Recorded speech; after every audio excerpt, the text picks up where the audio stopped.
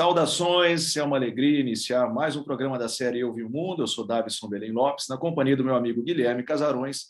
Teremos hoje a ocasião de entrevistar mais uma ilustre personagem brasileira. De quem eu estou falando, Guilherme? Davison, a gente está falando de uma bacharela em Direito pela Universidade de São Paulo, a prestigiosa Faculdade do Largo de São Francisco, é mestre em Relações Internacionais pela Universidade de Brasília e tem uma longa carreira diplomática, a partir da qual ela chegou ao posto mais alto da diplomacia brasileira, que é o de embaixador. Infelizmente, uma das poucas embaixadoras mulheres da história desse país. A gente está falando de Irene Vidragala. Irene, muito obrigado pela sua participação aqui no nosso programa Eu Vi o Mundo. Eu que agradeço esse convite tão honroso, é tão bom estar aqui com amigos que eu construí nessa trajetória de tantos anos já na diplomacia, mas, sobretudo, nesse período mais recente da minha vida aqui em São Paulo, no escritório de representação do Itamaraty, para onde eu vim. E, olha, muito bom estar aqui com vocês, tenho certeza que vai ser uma conversa super gostosa. Irene, eu que tenho o prazer de ter sido seu colega como professor universitário lá na ESPM, eu tenho certeza que todo mundo vai gostar muito desse papo. E eu queria começar, a gente sempre começa com uma pergunta muito pessoal das origens da pessoa com quem a gente está conversando. Você completou um ciclo de vida, porque você nasce em São Paulo, percorre o mundo e volta para São Paulo para exercer mais uma função diplomática, agora no escritório de representação. Como é que você se deu conta, sendo uma paulistana da gema, de que você queria ser diplomata, de que você queria desbravar esse mundo? Eu acho que eu tenho um sangue navegador, né? Eu sou filha de pai e mãe portugueses. E o mundo sempre foi apresentado para mim, talvez pelo meu pai e pela minha mãe terem vindo realmente desbravar aqui. Eu nunca vi essa coisa do Brasil ser aquele lugar que me prendia, né? A gente sempre tinha essa referência do fora do Brasil. Depois eu fui, enfim, vivendo e gostando de política. Eu lembro que eu era aquela que andava dentro de casa, conversando com meu pai. Meu pai sempre foi uma pessoa que gostava de tratar desses temas, mas eu não fazia parte daquele mundo, porque eu não entendia, mas eu gostava.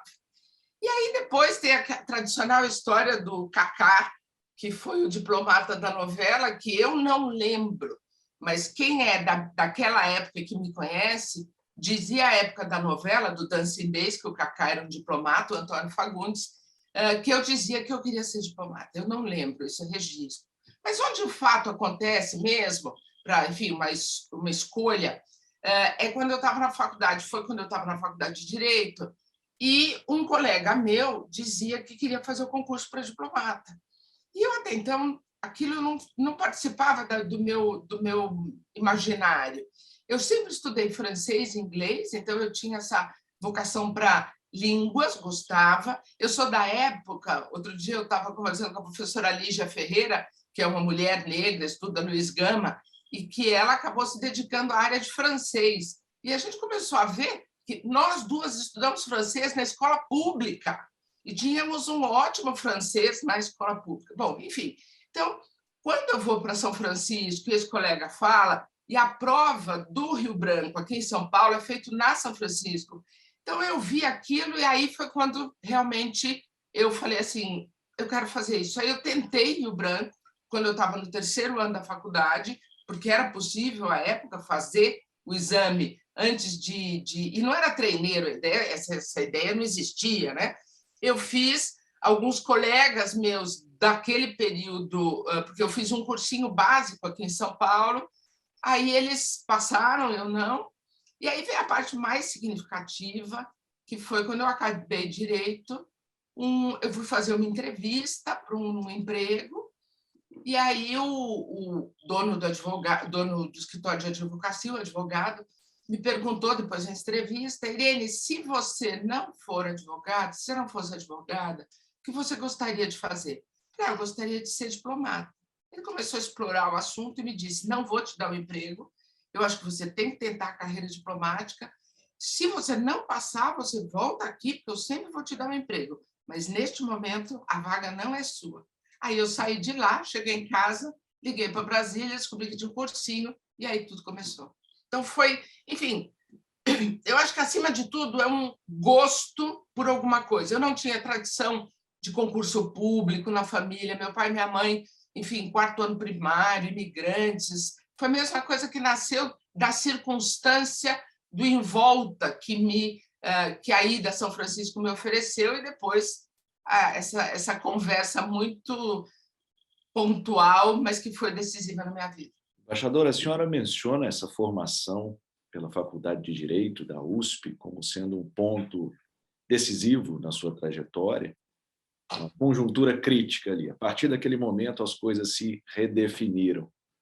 E mais adiante, isso teria sido nos anos 80, salvo erro, a senhora passa pelo Largo São Francisco, algum tempo depois faz o seu mestrado no também prestigioso Departamento de Relações Internacionais, o Instituto de Relações Internacionais da UNB.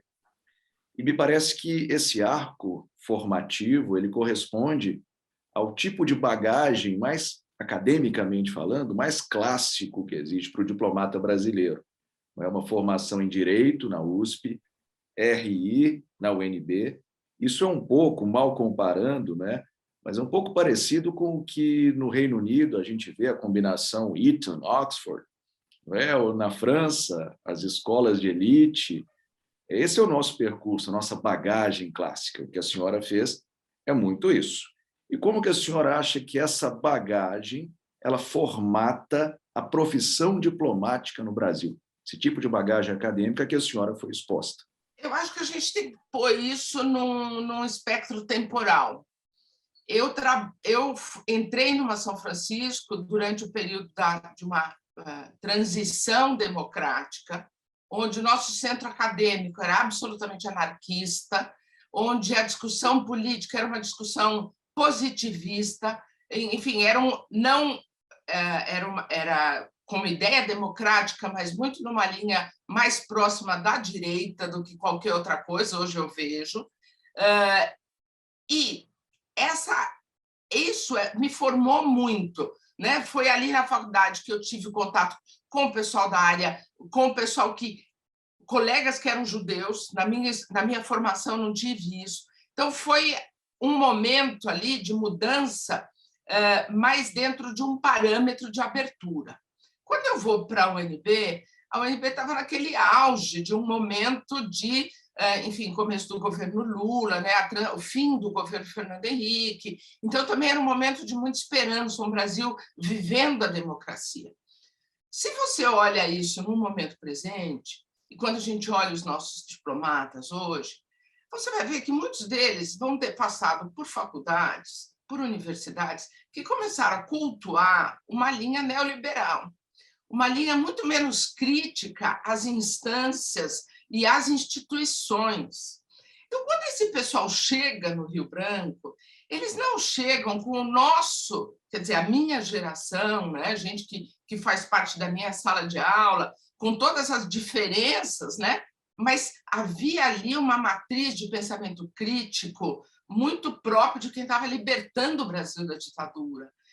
Esse pessoal enfim, dos últimos 10, 15 anos, a matriz é totalmente diferente. Então, não é a questão de onde você vem, mas eu acho que a gente está passando por ciclos. E eu acho que esse ciclo molda muito o caráter do diplomata. Eu queria, enfim, vamos talvez poder conversar sobre isso, mas eu acho que essa mudança para mim, é sensível. Nos últimos 20, 25 anos, nós que pesquisamos o tema, nós temos notado mudanças importantes, sensíveis na configuração do corpo diplomático brasileiro. Então, a base de recrutamento, por exemplo, aumentou. Era mais concentrado no Centro-Sul. Agora há mais quadros provenientes do Norte e Nordeste. Isso é factual, é verdade. Também há uma diversidade maior das formações dos diplomatas, menos concentrado nas formações como direito ou economia, e é mais hoje possível encontrar pessoas com formações até exóticas para o exercício, né, do métier, por exemplo, nas ciências naturais, nas ciências da saúde, né, tem se tornado mais comum um diplomata com esse tipo de formação. Eu perguntaria à senhora, e agora vai a primeira provocação, essa mudança, ela se reflete nas práticas, ela representa, do ponto de vista substantivo, uma política exterior diferente para esse Brasil dos últimos 20, 25 anos, ou, como no romance de Lampedusa, mudou para permanecer como sempre foi? Não, não mudou para permanecer como sempre foi, mas eu não sei se é tão positivo. Tem um lado muito positivo, mas tem um lado que é complicado. Absolutamente a favor, e eu prezo muito essa mudança geográfica, essa mudança que a gente quer que cada vez mais também seja de gênero, que seja de cor. Então, isso é muito positivo, porque eu acho que as nossas experiências trazem, as nossas experiências de vida e de trajetória trazem muito para o Itamaraty. Eu gosto muito de gente provindo de áreas muito diferentes, mas também de contextos sociais, como o meu. A minha experiência, quando eu entrei no Rio Branco e encontro gente que é de um nível de sofisticação social que não era o meu, que eu era filha de um imigrante, né? Então, eu acho que isso enriquece o Itamaraty, né? Você vê que as pessoas trazem consigo essa experiência, trazem um conhecimento de Brasil que é positivo. Mas a gente vem para a questão da formação de novo, né? Eu acho que direito é uma ciência muito forte. Economia também tem um traço de ciência muito forte, que eram as duas matrizes da formação do diplomata. Quando você vai para a RI, a gente altera essa matriz. Eu acho que a RI ela é muito mais próxima da própria carreira diplomática, né? Que ela é mais multidisciplinar.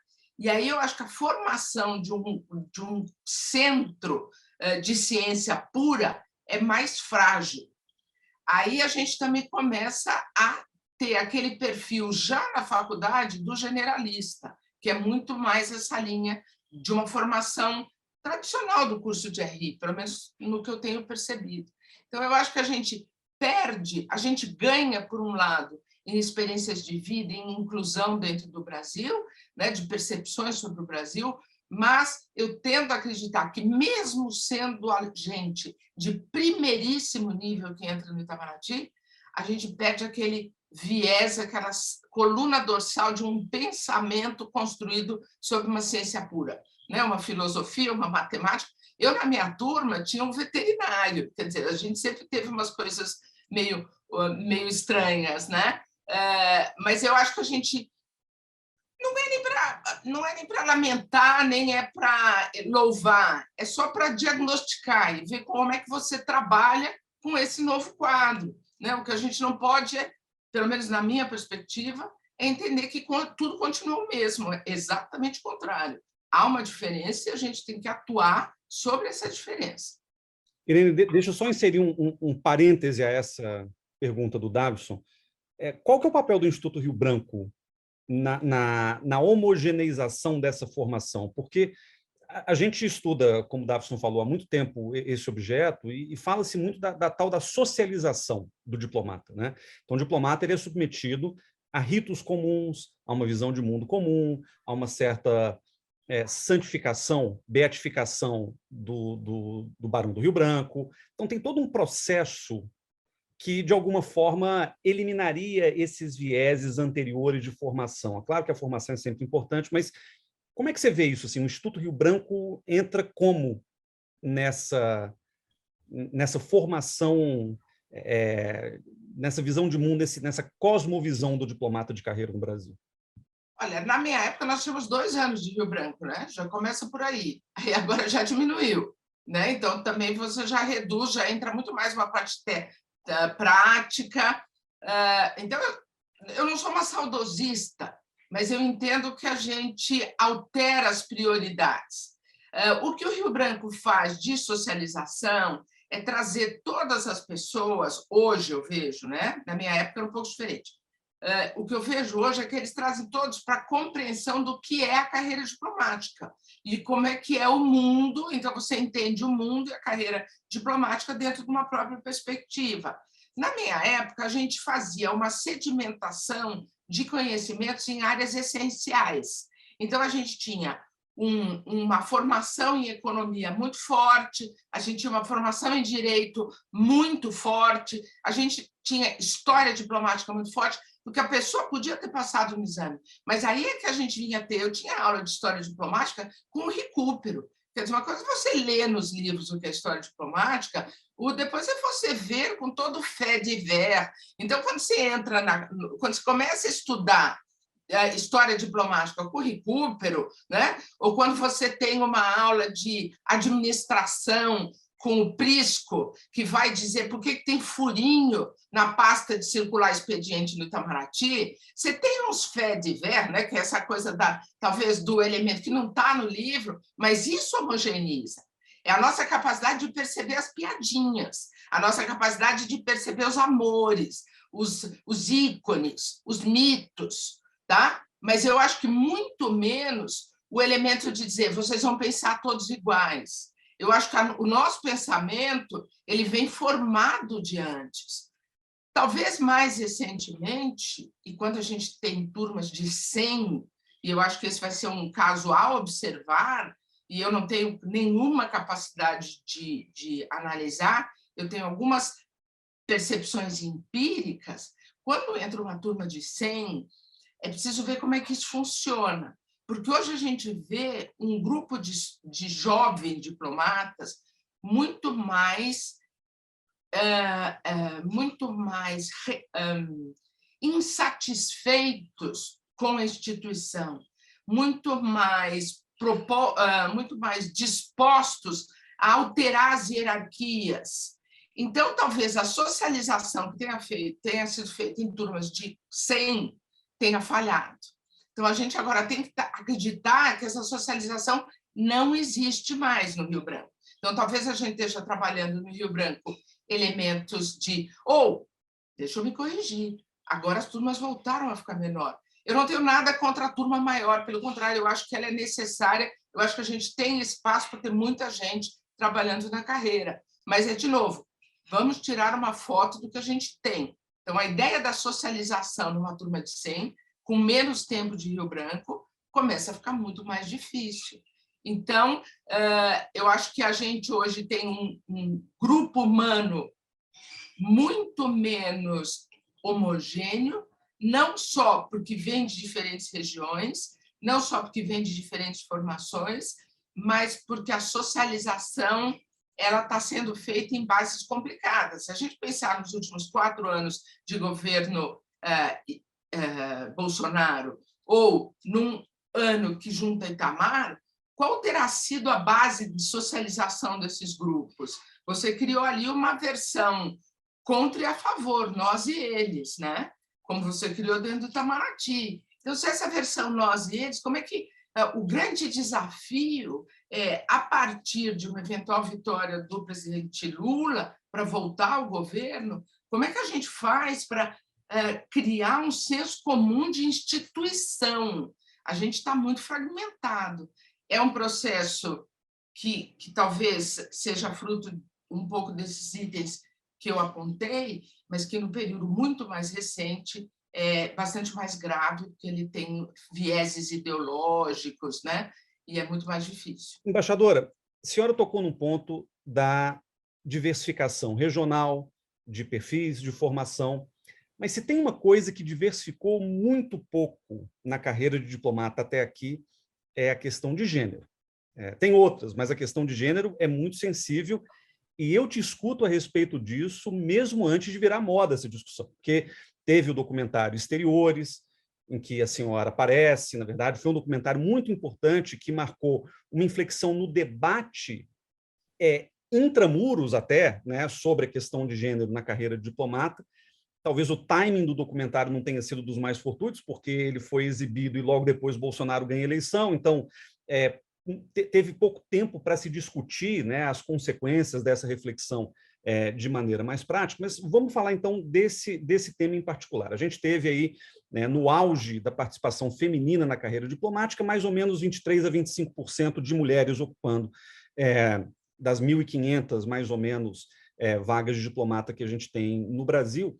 Mas o Brasil tem uma marca curiosa e meio triste, né? Porque mesmo com 1/4 de mulheres na carreira, o que é mais do que já foi, a gente nunca teve uma mulher embaixadora do Brasil em Washington, a gente nunca teve uma mulher embaixadora do Brasil em Buenos Aires, e talvez o mais grave, até pela natureza do cargo, a gente nunca teve uma mulher chanceler da República.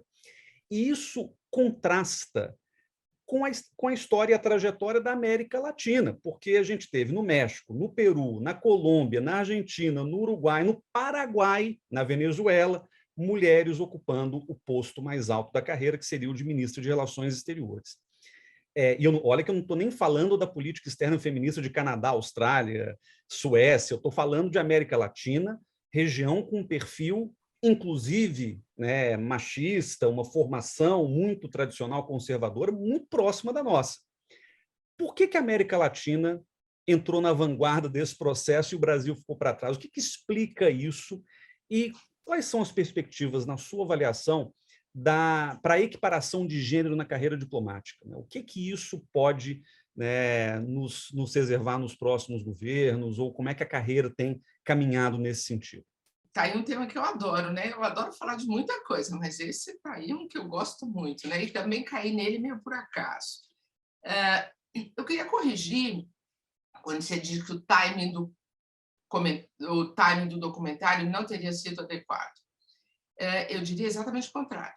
Fortuitamente, por absoluto acaso, ele foi muito bom, porque este documentário mudou a narrativa e ele deu chance de que, a despeito de Bolsonaro, a gente continuasse falando do tema, porque ele foi o nosso suporte material para uma ideia.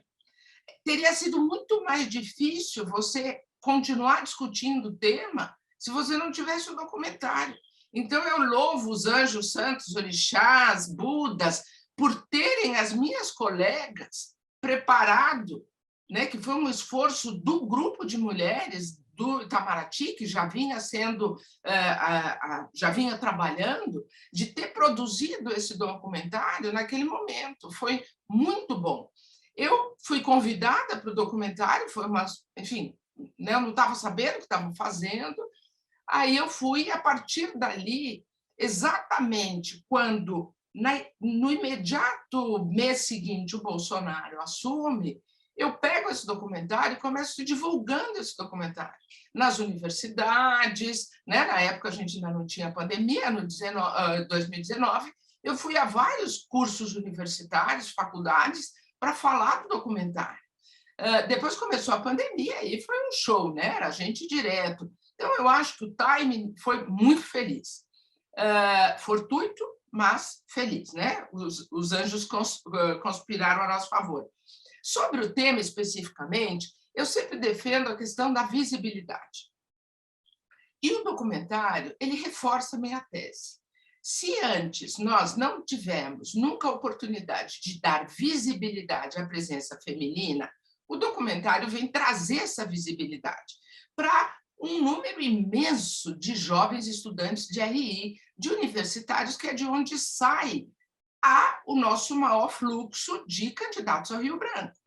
Então, quando a gente vê hoje, 4 anos depois, pela primeira vez, entrarem 40% de mulheres no curso do Itamaraty, que foi um anúncio feito há 2 semanas, eu vejo isso como um sinal evidente de que o documentário deu a visibilidade, mostrou para as meninas que o Itamaraty era lugar para elas também. É claro que a gente só vai poder dizer que o documentário teve esse efeito quando houver, por exemplo, no próximo ano, novamente, um número grande de mulheres. Mas, neste momento, a gente pode dizer que, aparentemente, há uma relação causa e efeito. É claro que, além do documentário, há um debate que se polariza em torno da questão de gênero e também permite que a gente use a questão de gênero como uma bandeira contra uma ação de política externa, contra uma gestão do Itamaraty. E eu falo isso do meu ponto de vista. Por quê? Porque, neste período, pelas razões óbvias, que são da força, do peso, da estrutura do Itamaraty sobre as mulheres, as minhas colegas, com raríssimas exceções, e aqui eu cito, por exemplo, Gisela Padovan, que saiu, foi para um consulado, mas eu acho que, enfim, essencialmente, eu cito a Gisela, né? A gente tem condições de falar sobre o tema e fazer o tema de mulheres ser também um componente de crítica à gestão. Aí você perguntou por que isso dentro do contexto da América Latina. Bom, a gente pode ser mais preciso nessa citação e dizer que, no conjunto das Américas, só não tiveram chanceleres Brasil e Uruguai. Todos os demais países tiveram. Algum deles, que acho ser o caso da Venezuela ou da Colômbia, 7. Então, a gente não tem nenhum, é absolutamente chocante. Porém, eu acho que a gente não... a razão disso talvez seja, é claro, uma estrutura machista, mas, como você disse, tem outros países também com essa mesma estrutura, talvez pela solidez da nossa carreira. Então, dessas mulheres que participaram da política externa e foram chanceleres, eu nunca fiz essa pesquisa, mas acredito que a grande maioria delas terão sido políticas e não terão sido diplomáticos de carreira. Eventualmente, na Venezuela, que sempre teve um histórico corpo diplomático feminino majoritário, né? Até um caso interessante para eu tentar saber. No Brasil, quantos foram chanceleres não de carreira? Pouquíssimos, né? Se você junta, terão que ser de carreira, e que na política brasileira há pouquíssimas mulheres, pronto, a equação está dada. Então, por isso você não tem. Quanto ao futuro, que é o que me interessa, né? A gente lutou, fico muito feliz de ter participado dessa luta, junto com as minhas amigas, minhas colegas, amigas, porque hoje eu tenho, no grupo de colegas diplomatas, a gente constrói essa tal da sororidade, né? É muito forte isso entre nós. E é muito engraçado, porque eu não participo do grupo das mulheres diplomatas. Por quê? Porque o grupo tem uma forma de atuação, que é voto de maioria, e eu disse que eu não ia me colocar nesse quadro, porque eu teria condições de assumir responsabilidades que o conjunto talvez não quisesse, mas a responsabilidade era minha, riscos eram meus, eu ia adotar. Então, o fato de eu não participar do grupo não quer dizer que eu não trabalhe em estreita coordenação com o grupo. Então, é tipo assim, eu ganho mensagens delas, elas me mandam uns recadinhos, eu tenho um diálogo muito frequente para a gente poder transmitir uma mensagem incisiva, e é isso que a gente vem fazendo. Então, eu estou muito feliz de ter tido uma oportunidade de ouro para poder defender essa causa que eu acho que é tão importante para o Brasil, para o Itamaraty. E quando eu digo Brasil, é porque, a partir da questão da mulher no Itamaraty, eu acabei me envolvendo com o fato da mulher na política. Então, eu tive a oportunidade de fazer palestra no TRE, falar sobre isso em outros contextos. Então, foi, de novo, uma questão fortuita na minha vida e que me trouxe essa oportunidade de viver tão intensamente um tema que eu acho muito relevante. Deixa eu dar um zoom em outro aspecto da sua trajetória como diplomata, embaixador. A senhora fez uma carreira muito sólida como diplomata africanista, o que é raro entre diplomatas. Essa especialização é algo pouco corriqueiro, se a gente for olhar na história do Itamaraty. A senhora ocupou postos no continente africano, em Bissau, Zâmbia, Angola, África do Sul, Gana, onde a senhora foi embaixadora em Acre lá por 6 anos, também trabalhou na divisão de África 2 do Ministério, e mesmo o posto em Portugal, que a senhora ocupou, dialoga com o continente africano de alguma maneira. O que explica essa trajetória? O que explica o seu envolvimento com a região? Dado o fato de que a gente ouve falar muito que o circuito Elizabeth Arden, né, que é o circuito Paris, Londres, Washington, eventualmente, é o preferido da maioria. Por que a escolha de África, então, apareceu no seu horizonte? Você deixou de mencionar um que eu acho muito importante, que é Nações Unidas para cuidar de África. Eu estive 2 anos no Conselho de Segurança e eu fui convidada pelo embaixador Sardenberg para ir para lá, porque o tema de África era bastante relevante no Conselho. Então, foi a minha experiência africanista, né, a minha experiência com a África, que me levou para lá. Quando eu fui para Lisboa, o embaixador Lampreia, na época, queria adensar a cooperação com os PALOP, depois virou CPLP, eu vi nascer CPLP.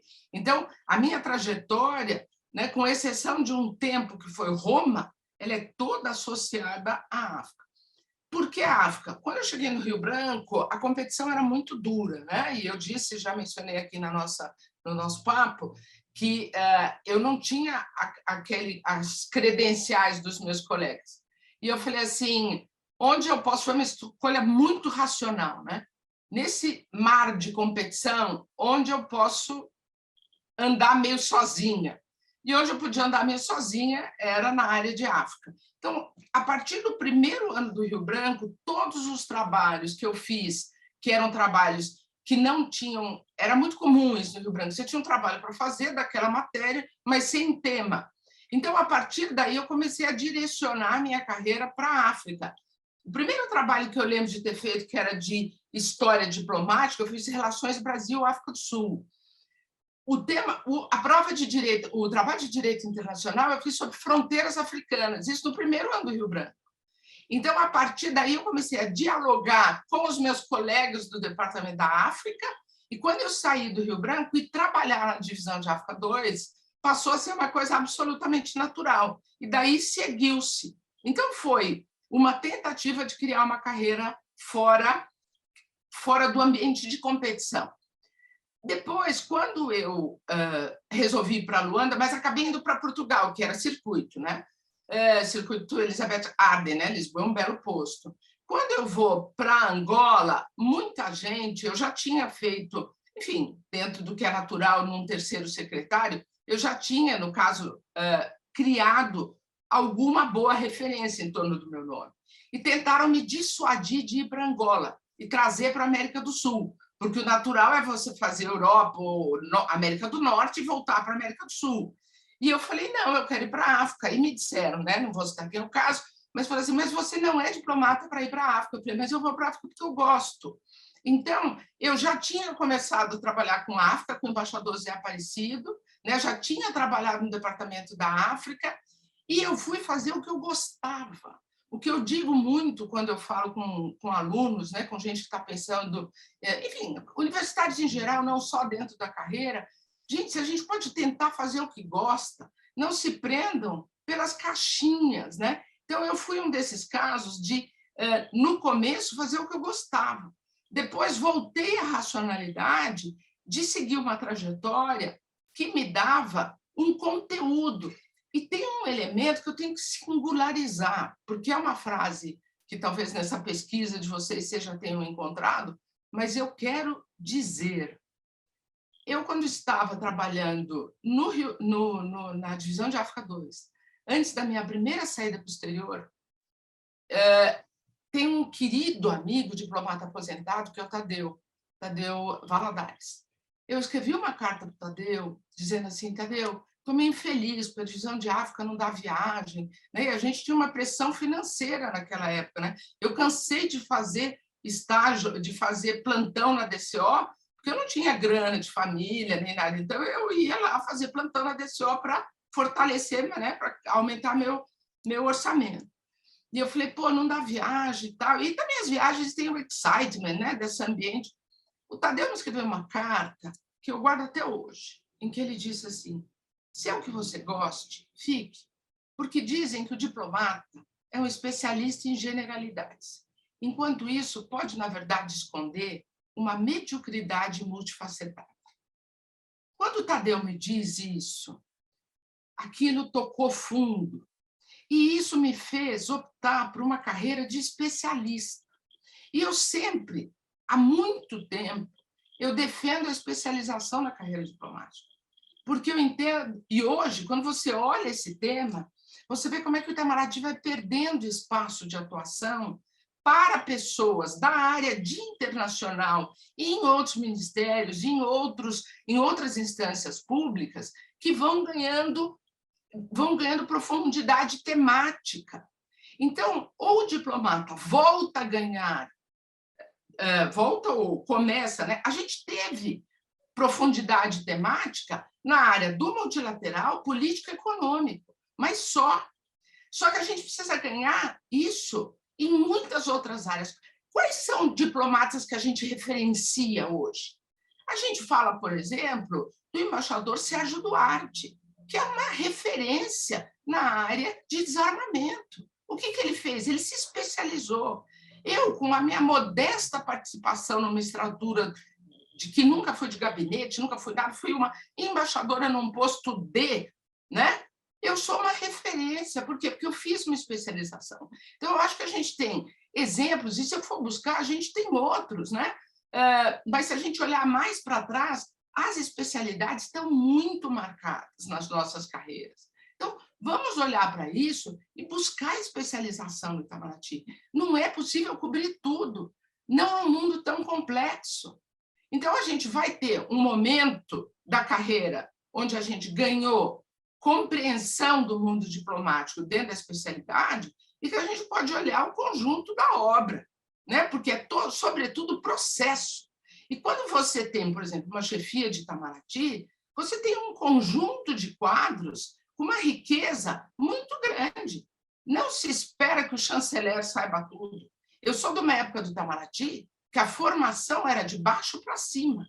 Você fazia na base um memorando e lá em cima alguém dizia de acordo ou não. E ao meio do caminho alguém agregava e alterava. Hoje em dia, você trabalha já há alguns anos, com uma história que é a instrução vem de cima para baixo e você acomoda aquilo no que tem que ser. Eu acho isso que a gente vai perdendo nesse aspecto. Seria muito interessante a gente voltar a apreciar o valor da base e construir um saber diplomático complexo, multifacetado, a partir da base. Irene, essa reflexão é muito poderosa, é preciosa. Eu acho que, até em cotejo com outros serviços exteriores, França, Reino Unido, até os Estados Unidos, que são tão fragmentários no serviço exterior, com suas várias agências que fazem a política externa, mas até lá a gente percebe essa preocupação com o acúmulo, a ideia do especialista numa região, num tema. Eu gosto muito, para efeito de policy making, produção de política, eu gosto muito da sua pensata. E eu vou continuar por aí, então, pensar um pouco sobre África, porque você é a especialista na sala aqui. Você que tem, de fato, estudado com muita profundidade essa parte do mundo, esse continente tão vasto. Afinal de contas, a gente está falando de 50 e poucos países, de 1,2 bilhão de seres humanos, não é? Tem uma diversidade enorme ali, e é difícil cobrir toda a extensão do território, do continente, mas você tem, no atual contexto nacional, você está numa posição muito privilegiada para analisar a África. Minha sensação, Irene, é a seguinte: no discurso público, político, nós continuamos presos a algumas muletas para justificar a aproximação com a África. Por exemplo, a ideia da dívida histórica. Por exemplo, a ideia de que temos um passado em comum. São as muletas discursivas. Mas quando eu olho ao redor, eu percebo que algumas potências já fizeram um adornamento do discurso. A África importa não pelo passado, a África importa pelo presente e muito pelo futuro. O mundo será crescentemente africano. Já se trata de uma região pujante economicamente e com uma série de valências importantes nesse mundo interdependente, não é, globalizado, com cadeias globais de produção, suprimento alimentar, etc., etc., etc. Se você estivesse em condição de desenhar a política externa africanista do Brasil, quais seriam, Irene, as linhas mestras dessa política? Deixa eu qualificar um pouco essa questão da África e até singularizar. Eu gosto quando você fala, né, da África como uma referência de futuro, né? E eu acho que essa referência de futuro ela tem expressão para o Brasil muito particular. E eu também gosto de pensar, a partir daí depois eu sigo a resposta, que por uma questão, de novo, um pouco fortuita, eu estou no topo da carreira, num momento em que a África vira não um tema de especialização, mas vira um tema de política global. Né? Você não está mais olhando a África como é a nossa relação com a África, como é a nossa relação com o mundo, e neste mundo a África passa a ter um papel muito preponderante, certo? E é muito diferente de você olhar, você singularizar e dizer, no capítulo da relação com a África, não, no contexto da relação Brasil-mundo, da política externa brasileira, a África ganhou um papel que não é singular, é estruturante da nossa relação com o conjunto do Sul e da proposta de diálogo com o Norte. Então, se eu não falo isso, eu não consigo explicar qual deve ser a política para a África. O que eu entendo que poderia, né, faria sentido ser uma política com a África, seria, em primeiro lugar, a gente tem que entender muito melhor como instituições brasileiras, e eu falo Itamaraty e outros agentes dentro do Brasil, o que é a África hoje. A gente precisa ir buscar conhecimento. Então, nós erraremos se a gente pautar uma política para a África, se a gente fazer um melhor diagnóstico do que é o continente e o que ele está vivendo em termos de diálogos com outras regiões do mundo e o que ele está se projetando ser. Porque se você não se coloca nesse projeto africano, você reedita um erro que é a África ser objeto da sua política externa, quando a África não é objeto, ela é o seu parceiro na construção de uma política global que o Brasil tem que fazer. Isso é muito diferente. Então, para mim, a primeira coisa é nós temos que reativar as nossas embaixadas na África e não reativar exclusivamente do ponto de vista numérico, mas a gente tem que reativar do ponto de vista qualitativo, no sentido de buscar informação sobre a África. Esse é o ponto número 1. Né? A África tem um papel, seja na área de suprimentos, né?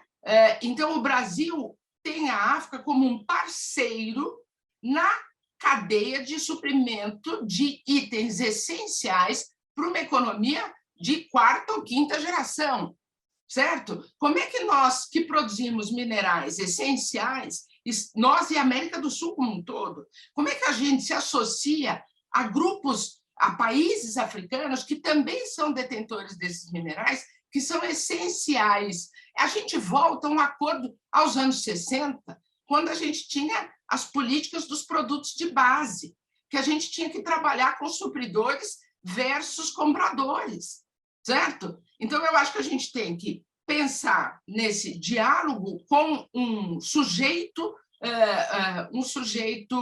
que Brasil e África determinam política juntos. Eu acho que esse é um elemento estratégico essencial. Num outro componente, eu acho que nós temos um outro tema que para nós é essencial, que é meio ambiente, que é toda a questão ambiental. A África tem um papel decisivo na questão ambiental por estar exatamente nos trópicos e submetida aos mesmos desafios que o Brasil, seja na área de desmatamento, de impacto das mudanças climáticas, de uso do comércio ilegal, da exploração ilegal de minérios, que estão afetando as condições políticas já há décadas, por exemplo, na República Democrática do Congo, e que a gente vê. Eu sempre disse que o Brasil e Congo são 2 unidades muito semelhantes, não só por ambos terem as 2 maiores bacias hidrográficas, as 2 maiores florestas, mas hoje, porque a gente começa a ter o leste da República Democrática do Congo vem sendo há décadas uma nobody's land, de exploração mineral e de pura ação de máfias. O que a gente está vendo hoje na Amazônia brasileira?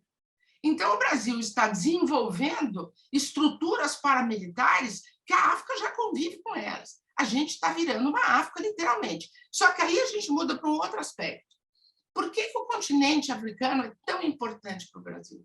Porque o Brasil é o único país no mundo que tem mais de 50% da sua população afrodescendente. Portanto, a nossa relação com a África não é igual à relação da China, ou à relação da Turquia, ou à relação de Israel ou da Coreia do Sul. E eu estou falando entre os países que são, enfim, os emergentes, não estou falando nem os coloniais. É natural que os coloniais não queiram olhar para o passado, e o Brasil fica nesse discurso de passado, né? Sendo o Brasil o segundo país, ou quer dizer, o único país com essa qualificação, a gente tem que entender que a África aporta para nós um significado, tem um simbólico no elemento da África, em que a gente tem que pensar o que a África faz pelo Brasil neste elemento da luta contra o racismo. É a tese que eu defendi no CAI, né? A política externa como instrumento de ação afirmativa. E esse é um conceito que nem nos Estados Unidos havia sido desenvolvido quando eu fiz essa proposta. É como é que a gente... E isso só é possível porque o Brasil é muito peculiar nesse discurso. Nós não podemos olhar a África, a gente pode olhar do ponto de vista de comércio, mas existe um agregado que nenhum outro país tem. Então, a gente tem que olhar a nossa inserção no global, considerando o nosso país como referência diaspórica, né? E essa referência diaspórica nos dá um outro soft power, também nessa construção de um diálogo, vamos dizer assim, nos temas que são da agenda comum a todos os demais países, né? Que é a nossa inserção global. Então, eu acho que o que eu fazia com a África? Eu ia entender a África melhor. Ia trazer esse entendimento para que a gente pudesse construir junto uma política em que nós tenhamos um sujeito que é de duas unidades, o Brasil e os países africanos, né? Não é um sujeito só o Brasil e a África é um objeto. Não, pelo contrário, isso é um erro. Eu vou continuar por aí, porque eu entendo perfeitamente, acho a tese da senhora uma pérola, essa ideia de conectar os dois planos, doméstico e internacional, e de pensar a política externa africanista como ação afirmativa por outros meios. Isso é muito engenhoso, mas eu também temo que haja um descolamento fundamental entre os termos praticados dentro do Brasil, ou seja, como a política se processa domesticamente, a despeito de negros e pardos serem maioria no Brasil, eles estão bastante alijados das posições de maior prestígio, poder. Me lembro até de uma passagem interessante em que o ex-ministro do Supremo, Joaquim Barbosa, foi convidado pelo presidente Lula para uma turnê por países africanos e ele se recusa a acompanhar o presidente na ocasião por temer que houvesse uma tokenização, ou seja, que ele fosse, na verdade, representativo de um fenômeno que não havia, de fato, não era oco aquilo. Ele estaria fazendo propaganda de uma situação que não era real dentro do Brasil, ou seja, a boa inserção dos negros e dos pardos no interior do Brasil.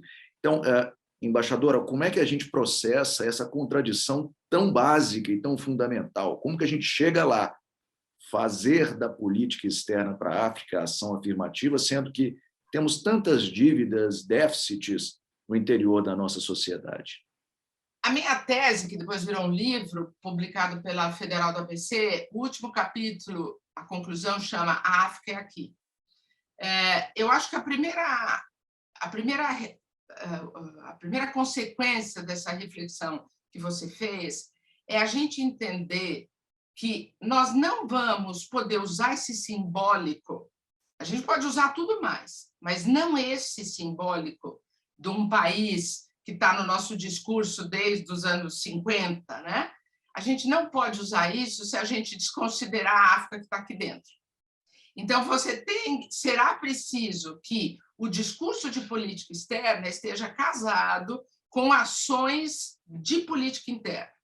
Quando foi a gestão do presidente Lula, que ele coloca a África na agenda internacional como uma prioridade, ele também tenta fazer isso internamente. Ele cria, né, é criada a CEPIR, é feita a lei que determina o estudo de África, há uma tentativa que ficou ainda muito aquém das expectativas, legitimamente, do movimento negro.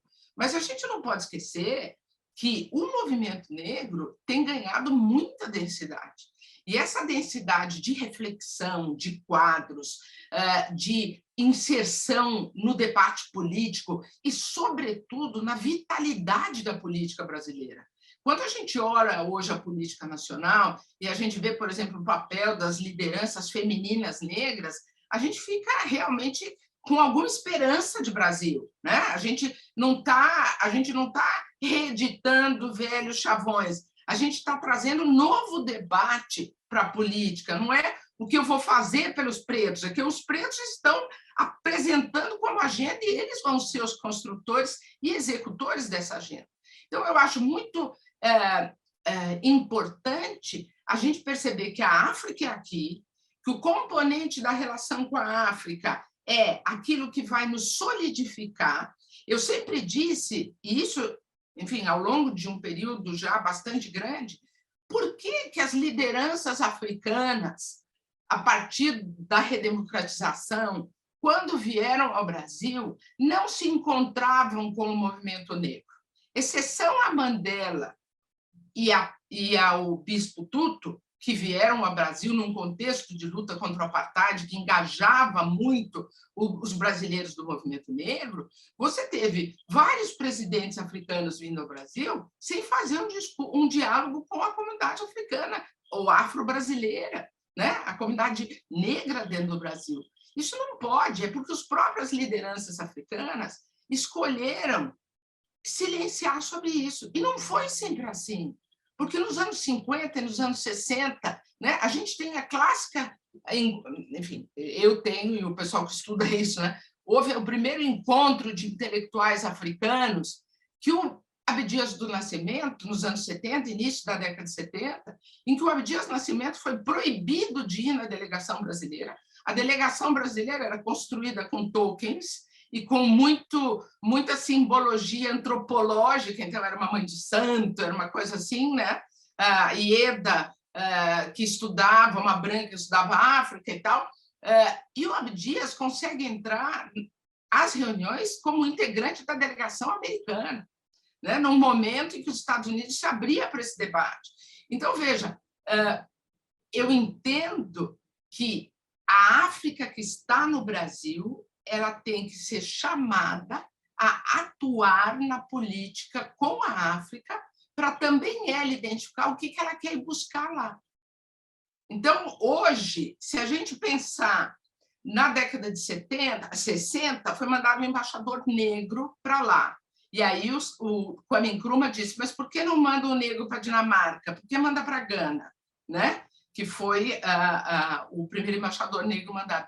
Eu acho que hoje um embaixador negro na África, é claro que você tem todas as condições de mandar um para a Dinamarca também, mas eu acho que o embaixador brasileiro negro que vá para a África, ele vai com outra percepção do trabalho que ele vai fazer lá. Ele vai fazer essa construção dessa ponte que a gente precisa dessa interlocução. Não vou ser eu, uma branca, que vou ler na África onde estão os pontos de contato desse elemento simbólico da África, do brasileiro negro para a África. Então, a gente tem que atualizar os nossos discursos. E o que a gente espera é que, eventualmente, como eu, pessoalmente, torço muito para que a gente tenha o presidente Lula no próximo governo, que a gente não reedite, até no discurso, esses padrões, né? Não dá mais para falar isso. Mas hoje a gente tem conhecimento agregado muito diferente de 20 anos atrás, e o próprio presidente Lula faria um discurso que não reeditaria os seus clássicos momentos em território africano. Irene, eu poderia te ouvir longamente a mais sobre essa questão em particular, que nos interessa também e muito, mas eu não posso deixar de te perguntar sobre o seu momento atual da carreira, em que a senhora serve ao Escritório Regional do Itamaraty, em São Paulo, né, o ERESP. já está há alguns anos nessa função e viu de perto, durante a pandemia, a ação cada vez mais intensa dos entes subnacionais, prefeitura e, sobretudo, né, o governo do Estado de São Paulo, com João Dória à frente do governo, no enfrentamento ao novo coronavírus. O que nos coloca uma questão interessante de política externa, porque o federalismo sempre teve um relacionamento muito tenso com a diplomacia, né? Essa chamada paradiplomacia, ou diplomacia dos entes federados ou subnacionais, sempre foi uma questão de atrito entre o Itamaraty e governos locais, as secretarias de Relações Internacionais, assessorias, etc. A senhora concorda com a ideia de que essa pandemia, sobretudo em virtude das omissões numerosas do governo federal, acabou redesenhando o Pacto Federativo para a política externa, dando mais margem de ação para prefeitos e governadores? Em outras palavras, embaixador Irene, São Paulo, pela sua escala, né, um estado que tem quase a população da Argentina, pede uma política externa própria? A gente já está aí, né, nessa discussão? Olha, eu adoro esse tema. Esse tema, hoje em dia, ele é fruto de muitas reflexões, de conversas com gente que está aí atuando no desenho dessa agenda diplomática do Estado. E eu acho que a gente tem que... Deixa eu começar pelo clássico, né? O Itamaraty, ele inova dentro da tradição. E a nossa tradição é servir o país. E a nossa inovação é servir o país reconhecendo o peso dos agentes no caso dos estados e dos municípios. Esse é um momento sem volta. E o quanto antes a gente reconhecer isso, a gente como Itamaraty reconhecer isso, mais a gente vai conseguir otimizar esse esforço coletivo. O ambiente internacional, ele é muito sofisticado, ele é muito demandante, e nós, depois de termos vivido décadas de redução do espaço do Estado, que fragilizou o Itamaraty, eu não posso continuar demandando exclusividade para o Itamaraty, para um diálogo internacional que cada vez mais, não só no Brasil, mas no conjunto do mundo, inclui esses elementos. Então, se hoje as convenções da ONU, por exemplo, os financiamentos internacionais, eles viabilizam a participação de estados e municípios, o que nós, como Itamaraty, como governo central, temos que fazer é criar todas as avenidas para esses agentes ampliarem a presença do Brasil. É tudo Brasil. Eu tive, muito recentemente, e quando você diz, Guilherme, enfim, a percepção de que esses agentes estão crescendo, isso é uma falsa afirmação. Na verdade, a gente não vê isso. A gente vê um consórcio do Norte ou do Nordeste trabalhando um pouco, agindo junto. Inclusive, por exemplo, um caso, o Porto de Sauípe, ali a região, atuando porque eles precisam utilizar o Canal do Panamá. E o Canal do Panamá não tem sido um diálogo frequente com o Brasil, e a gente continua fazendo um percurso mais longo. Você vê, sei lá, o Estado de São Paulo, de fato, mas, mesmo assim, quando a gente vê a agenda internacional do Dória, você singulariza a questão da vacina, que foi muito pontual, mas depois a gente vê uma ação de Estado internacionalizado que é muito, muito pobre, ou, para usar a palavra que eu gosto, é muito singela. Ela está associada exclusivamente a você ir buscar financiamento, capital, e você exportar. Vide onde o Dória colocou os seus escritórios. Só que a internacionalização do Estado de São Paulo exige, quando eu falo São Paulo, que você falou do ESP, o que eu posso observar? Sendo São Paulo essa potência que é, a sua internacionalização passa necessariamente por identificar no plano externo todas as oportunidades de maximização do seu desenvolvimento político, social, econômico, claro, em ciência e tecnologia.